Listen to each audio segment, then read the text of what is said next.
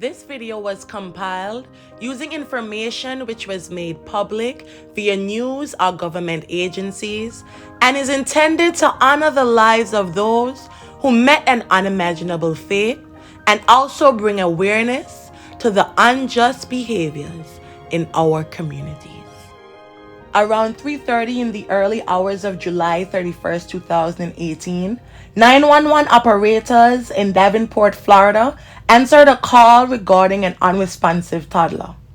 Okay, my son, he's been throwing up all day. I thought he just had a stomach virus, and now he's passed out, and I don't even think he's breathing. First responders transported the child to AdventHealth Heart of Florida Hospital, and an initial CAT scan determined that his brain was bleeding. Unfortunately, a few hours later, 2-year-old Harley Don Hiatt Jr. was pronounced dead. Soon after, authorities described an environment where the child's death came at the hands of Christian Martell Thompson, made possible by the complicity of the boy's mother, Shannon Ashley Short, both aged 26. While at the hospital, the pair consented to drug tests which were positive for marijuana and alcohol. An autopsy performed by Dr. Stephen Nelson found bruises on the child's face and forehead which were consistent with being struck by a belt. He noted that there was a scar below the boy's bottom lip and scratches on his nose and forehead. His bowel was lacerated, causing an infection called peritonitis, and several areas of hemorrhage were observed in his skull and within his brain. According to the ME's report, the bowel laceration and cerebral hemorrhage were the result of blunt force trauma. Dr. Nelson said the infection was consistent with an injury occurring 2 or 3 days prior to when his mother saw his symptoms on July 29th. He said she knew her child was at the very least seriously injured. He further stated that if Harley had received treatment on July 30th, the child would have survived. Dr. Stephen ruled the boy's cause of death as blunt force trauma and the manner as homicide. The Polk County Sheriff's Office had already taken the child's mother, Shannon Short, and her living boyfriend, Christian Thompson, into custody on the day of Harley's passing. News was there as Christian appeared before the court charged with first-degree murder, manslaughter, child neglect, and possession. This is a cold-blooded murderer. This is somebody that'll torture babies. And obviously, other parents or grandparents have their previous children, but they just continue to procreate and then beat this child and beat this child and kick this child and abuse this child till he's no longer with us. 2 days later, Christian was charged with first-degree murder, aggravated manslaughter of a child, aggravated child abuse, negligent child abuse with great bodily harm, and marijuana possession. If convicted, he faced the death penalty. Short was charged with first-degree murder, aggravated manslaughter of a child, aggravated child abuse, felony child abuse, and failure to report child abuse. Short was also charged with misdemeanor marijuana possession. Authorities shared that both of the accused had criminal records. Thompson's was surrounding previous drug charges and Short for criminal trespassing and grand theft. The judge ordered the man and woman to be held without bail. Investigations determined that Christian and Short met doing traveling sales of a glass cleaning product. The couple moved around the country and would take Harley with them. In Florida, the trio lived in an 8-foot camper trailer. Shannon worked 2 jobs and Christian babysat Harley. Short was also the mother of 2 other children who lived with her mother in California because the woman was considered too immature to care for her children. Authorities acknowledged that Short's situation was likely difficult. Nonetheless, she knew about the abuse, allowed it, and continued to leave the 2-year-old in the care of his abuser. When detectives inquired about visible bruising on Harley's face, in addition to a rash on his left arm and left leg, the woman said Christian had inflicted them when she left the baby at home with him while she went to work.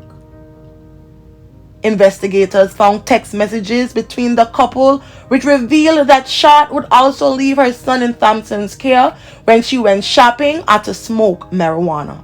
Shannon was aware of the beatings her son was getting at the hands of the man and did nothing until her son laid dying.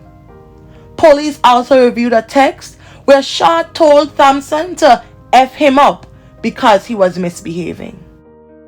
Another time, Thompson texted Shannon after the injuries occurred, stating that he was disciplining the child by hitting him with a belt. Shannon said, "Quit beating him with a belt because it's showing marks.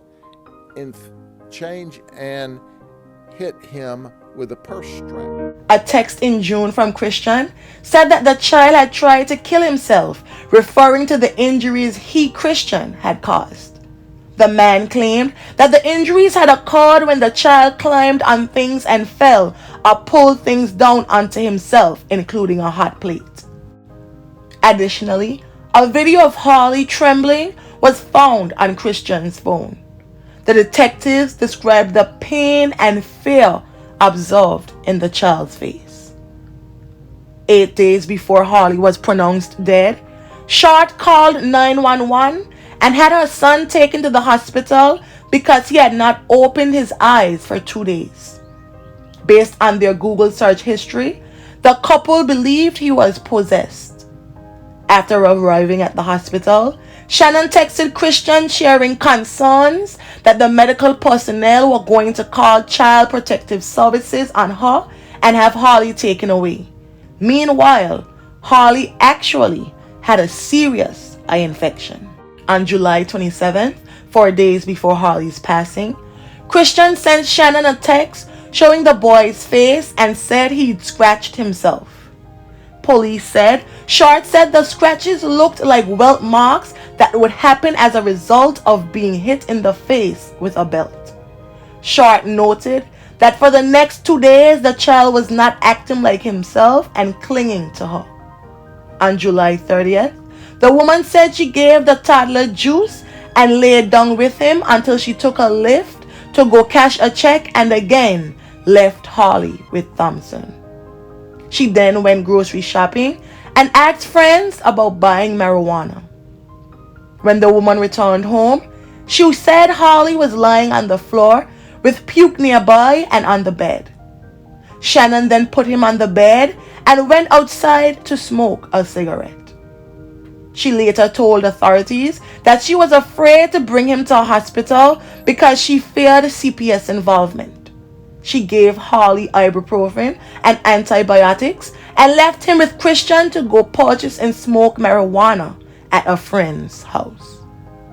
Later that night, when she went back home, she found her son moaning as if in pain, holding his stomach and kicking his legs.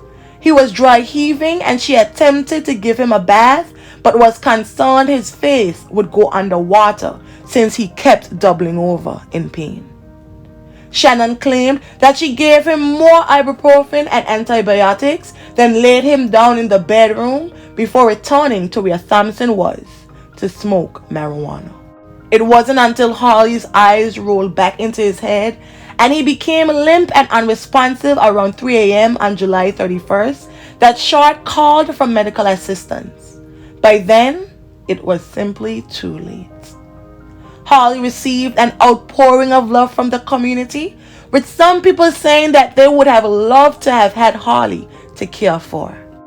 Short and Thompson were held in Polk County Jail since their July 31st arrest.